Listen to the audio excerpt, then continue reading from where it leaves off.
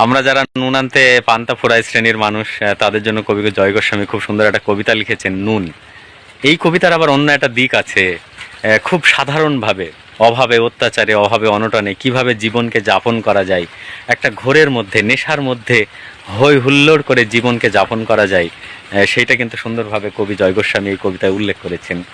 কবিতা নুন।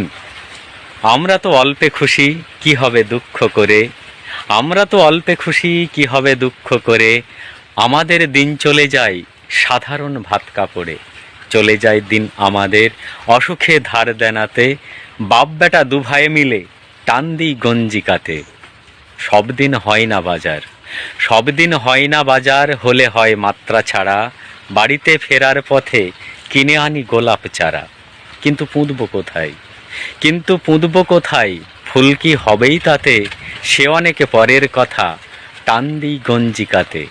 আমরা তো এতেই খুশি, বলো আর অধিক কি চাই, আমরা তো এতেই খুশি, বলো আর অধিক কি চাই, হেসে খেলে কষ্ট করে আমাদের দিন চলে যায়।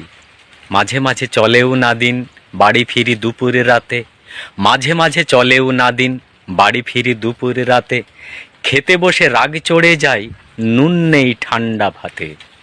রাগ চড়ে মাথায় আমার, আমি তার মাথায় চড়ি, রাগ চড়ে মাথায় আমার, আমি তার মাথায় চড়ি, বাপ বেটা দুভাই মিলে সারা পাড়া মাথায় করি। করি তো কার তাতে কি, করি তো কার তাতে কি, আমরা তো সামান্য লোক, আমাদের শুকনো ভাতে লবণের ব্যবস্থা হোক, লবণের ব্যবস্থা হোক।